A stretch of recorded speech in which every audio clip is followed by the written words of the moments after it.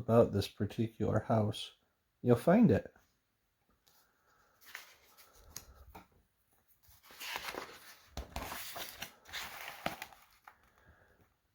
Four children live here. Jane, the oldest, Michael, her brother, and the twins.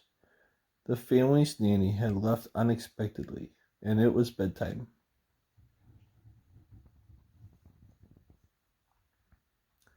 Outside, the east wind blew, howling through the cherry trees that lined the street. The wind madly spun Admiral Bloom's weather vane.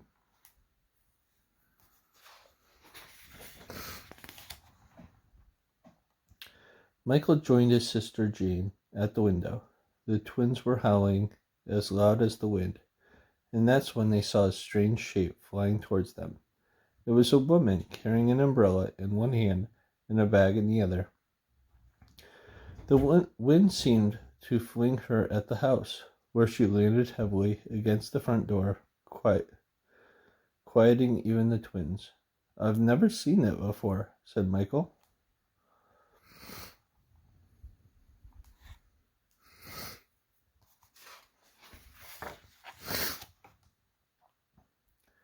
Neither had the parents, for they promptly opened the door. At the top of the landing, the children watched as this curious visitor flew up the banister.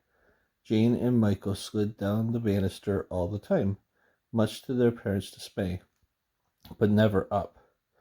Despite the wind, she was as neat as a pin. There was something exciting about her. "I am Mary Poppins. How did you find us?" asked Jane. "The wind blew me here," she said, and then Mary Poppins wasted no time getting settled.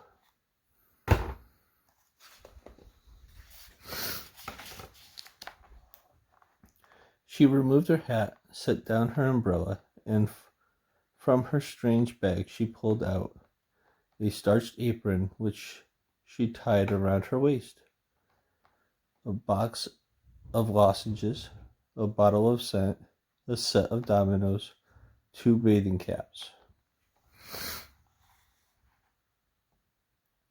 7 flannel nightgowns, 4 cotton ones, a large bar of soap, a pair of boots, a postcard album, a toothbrush, a pack of hairpins.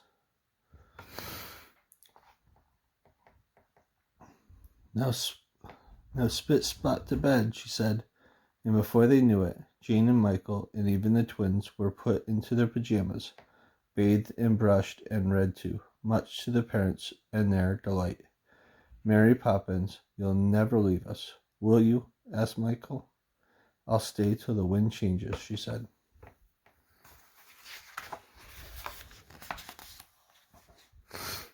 From that night on, Mary took charge, and the children followed, and every day with Mary was an adventure.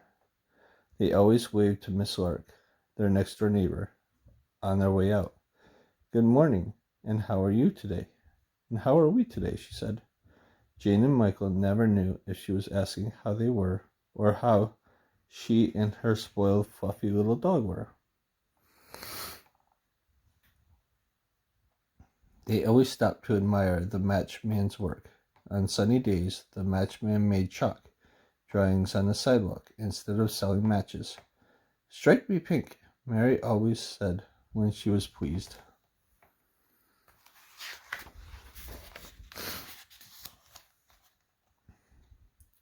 On this particular day, Mary Poppins, Jane, and Michael were taking the bus to pay a visit to Mary's uncle, Mr. Wigg. "Why is your uncle called Mr. Wigg?" asked Michael. "Does he wear one?" "He is called Mr. Wigg because Mr. Wigg is his name," said Mary, "and he doesn't wear one. He is bald."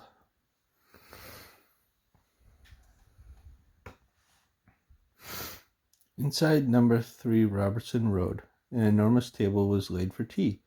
But where was Mr. Wigg? Jane and Michael heard a giggle and looked up.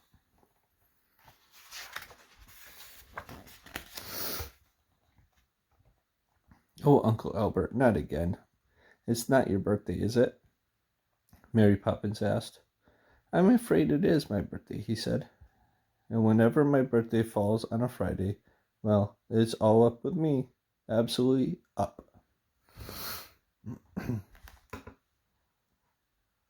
Why? Asked Jane. How? Asked Michael. Well, you see, the first funny thought, and I'm up like a balloon, and until I think of something serious, I can't get down. The children laughed, and the more they laughed, a curious thing happened.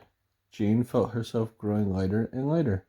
It was a delicious feeling, which made her laugh more. Then Michael started laughing too.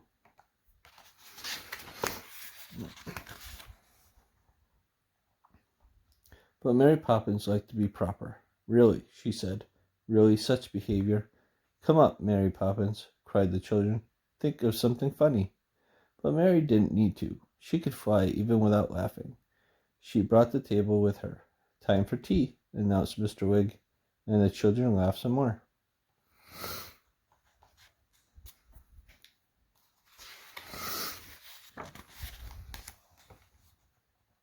It's time to go, said Mary after a while, and no need to think about serious things, like school or growing up. They all came down with a thump, just in time to catch the bus home. When the days started growing shorter, Mary Poppins brought Jane and Michael to the most curious shop they had ever seen. Fanny, Annie, Mary called out in the empty shop. Annie, Fanny, her echo called back.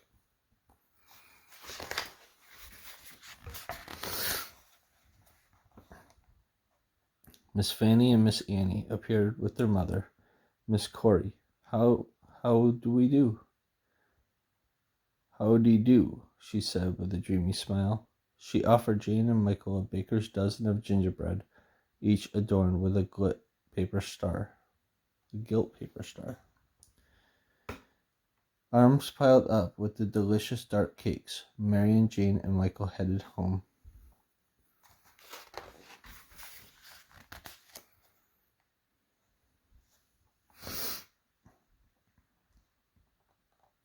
Later that night, after the gingerbread was gone and they had hidden their golden stars away in the nursery, Jane and Michael awoke to voices outside the window.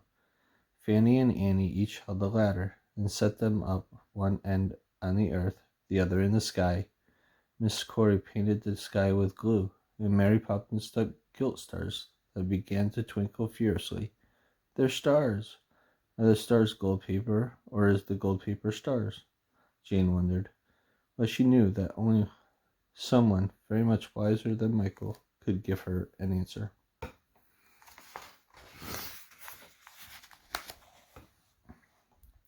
Another bedtime on a cold winter night.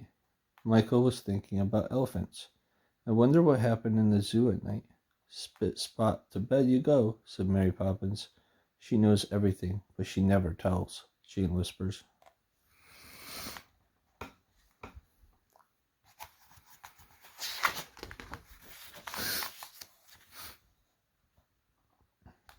Just as they were about to drop off into sleep, they heard a voice say, Hurry!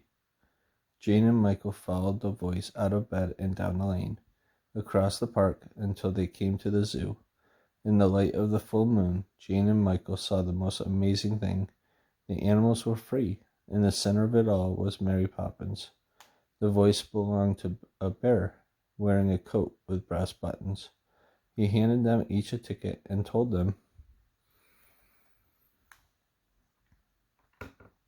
We are all made of the same stuff, birds and beasts, stars and stone. We are all one.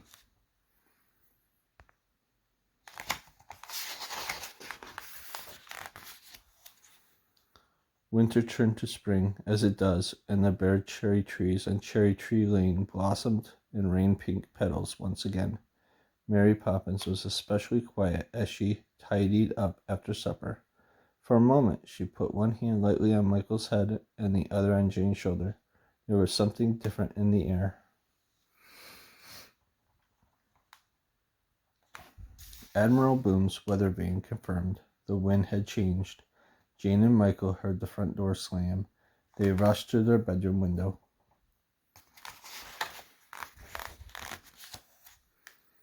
Jane and Michael opened the window. Mary Poppins, they shouted. The wind blew her over the rooftops and away from Cherry Tree Lane. Would they ever see her again? Au revoir, she called, which means, dear reader, to meet again.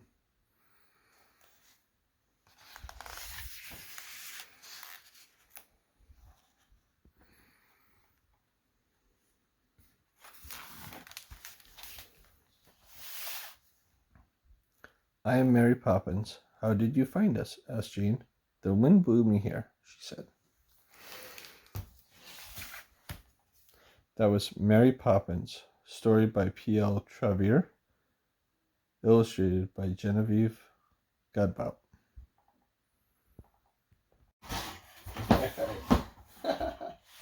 Well, guys, I hope you liked the book. And like always, like, share, and subscribe to our Facebook, Instagram, and YouTube channel. Go to noticgear.com. Check it out. Let us know what you think. And I know. So, and today is Monday. I hope you had a great Monday. So did we. I know. We came up with a new intro for our books. So let us know what you think about that too. I don't know. I'm giving it a shot, video editing. So I'm working through some things. So if you have any suggestions or anything, you know how to better edit video and stuff, just let me know. Okay. All right. Can you say goodbye to everybody? Bye. All right. Take care, guys.